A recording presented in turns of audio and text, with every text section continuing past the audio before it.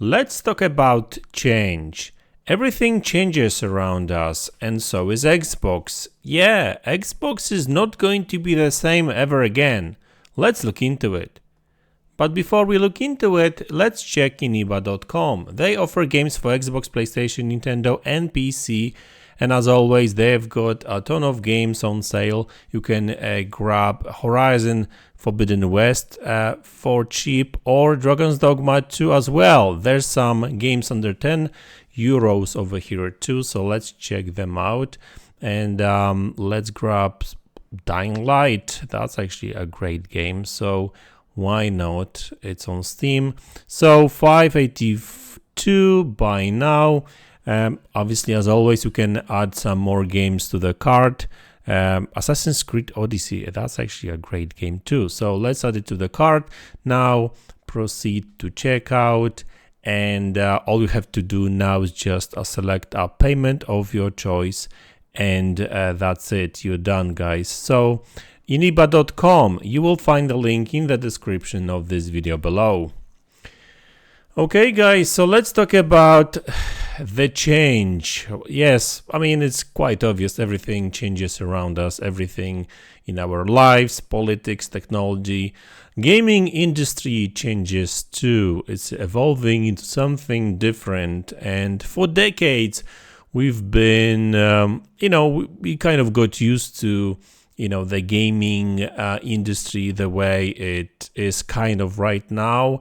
Now, obviously, it's changing and evolving too, because like there's streaming available, there's all kinds of subscription services going on as well. Not only Game Pass, but also PlayStation Now and EA Play and Ubisoft Plus and all these kind of things. So, but really at the core, we kind of game in a similar way, in a sense that we've got these dedicated boxes, consoles, or PC really, but it's really difficult to say that the gaming is the same as it used to be, right? Because it's different, because like I said, we play multiplayer games a lot.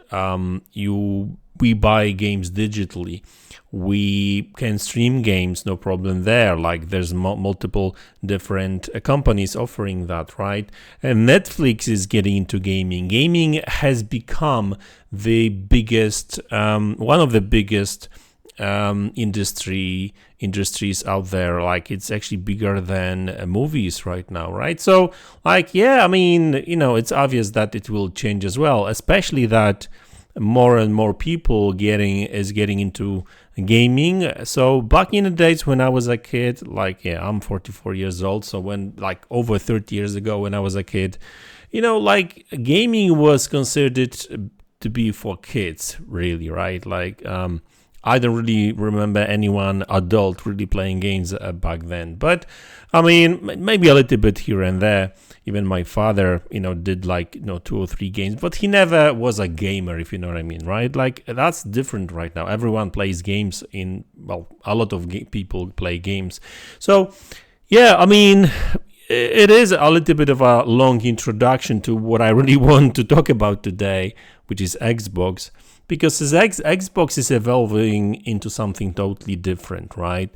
And Xbox will not be the same Xbox ever again.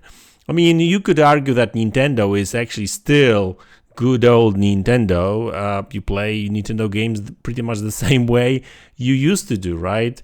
PlayStation is evolving too, because now you can actually play their games on PC, and they are into streaming too, and they've got strong multiplayer support and stuff. So, a lot of their games is digital too. So, PlayStation is evolving too. They are a market leader when it comes to consoles and stuff. But Xbox, not even in order to survive, but to grow. They are trying to figure out a totally different way to reach more gamers, people, and earn more money, because that's what it's all about really when it comes to corporations, right? And Phil Spencer had an interesting interview a day, maybe 2 days ago, with Polygon, I think, and he was talking about something totally different.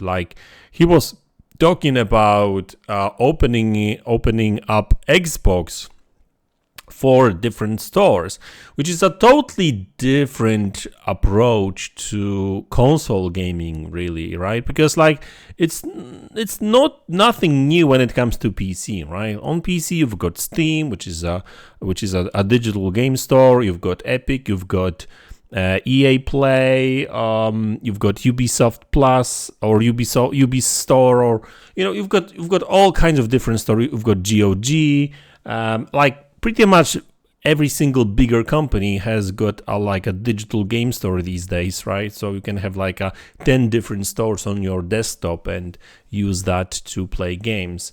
I don't necessarily like that much. I mean, it's not that I don't like to have a choice, but in an ideal world, I would like to have all these games on all these different stores, and I'm usually really a Steam guy when it comes to games on PC.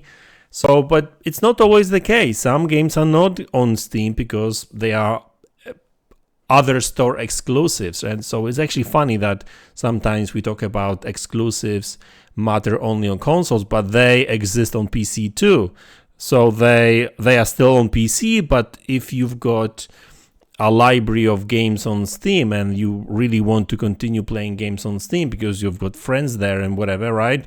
I mean, you can't play it on Steam to get achievements and whatever, right? You have to use some other storefronts, and and it's not all, it's still the same device. You can play these games on the same device, but sometimes these storefronts are not great.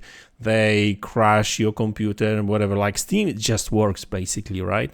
So it's not about oh, I don't like this particular company. It's more about how user-friendly a particular store is on PC. But, let's go back to Xbox. So Xbox for decades and pretty much all other consoles were on closed environment, kind of closed devices, OS and storefronts and everything. And Xbox is trying to do something different this time around. I mean, Phil Spencer was talking about opening up Xbox for other stores like Epic, and I have no idea how that would actually work, because when it comes to Xbox, like current Xbox, you have to have a dedicated Xbox version of a game to work on Xbox. So you can't just add an Epic store on Xbox, really. So there's two ways they can achieve that, to really port some of the Epic games that are on that store and make it run on Xbox, or just, I mean, Xbox is just a PC, but at the same time, so you could, in theory, open it up and create maybe some sort of a VM, a shell for Epic Store that would just use Xbox as a PC.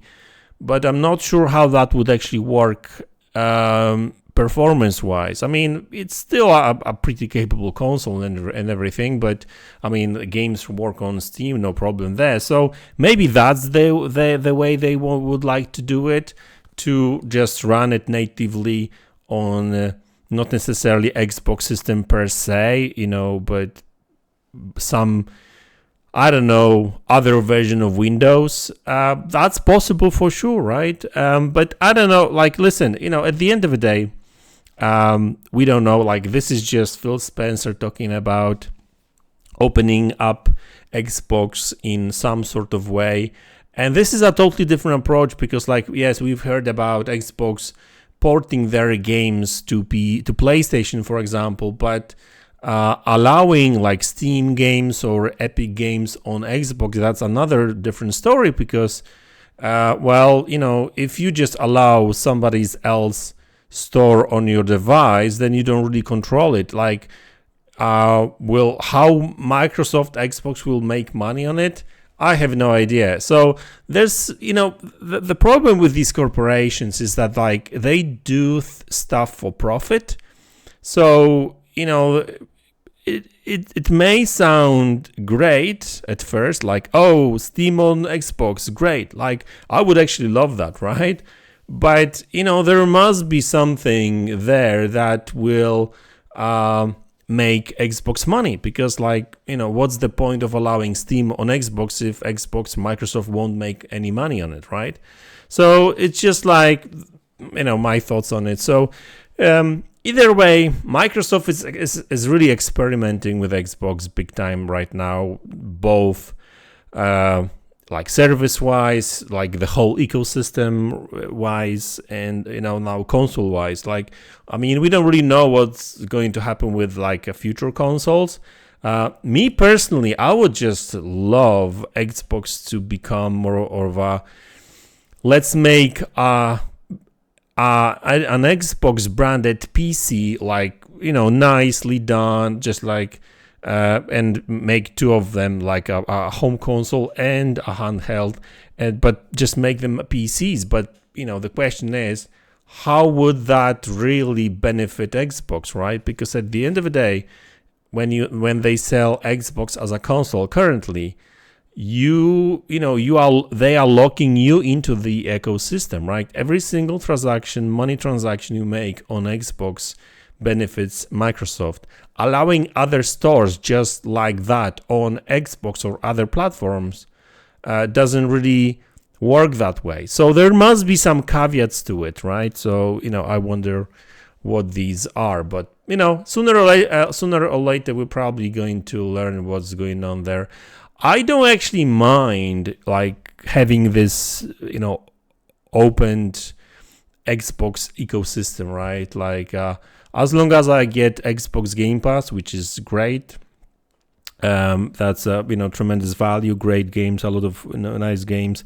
As long as Xbox Game Studios games will deliver games on that box too, like, I'll be a happy bunny. And if I'll have more choice, if I'll have more options to play my games, and if I could, if somehow I were to be able to play my Steam library games, and I've got I think 350 games on Steam right now. I mean, that would be great, like, especially like older titles. Like, imagine having some games that run on Xbox like crap because they are locked to 30 frames per second, even some backwards compatible games. Now having all these games available on Xbox via Steam device, via Steam store, and being able to play them, I mean, that would be great. I mean, yeah, sure, you would not be getting probably Xbox achievements or whatever, right? But maybe you would, I don't know. But still, we'll see how that goes.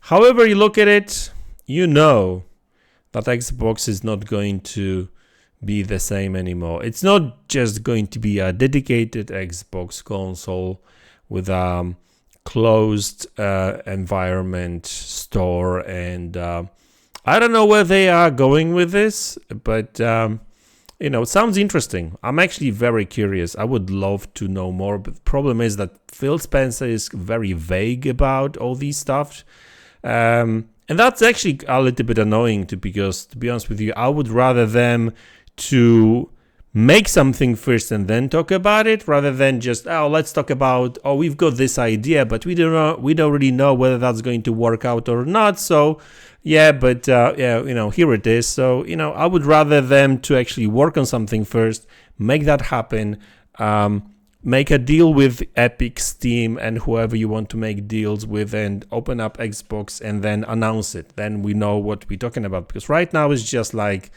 yeah, I mean, that's a cool idea, but is that really going to work? Nobody really knows. So we'll see how that goes. But anyway, guys, that's the video. I hope you enjoyed it. Let me know in the comment section below what you think about it, and I will see you all in the next one. Take care.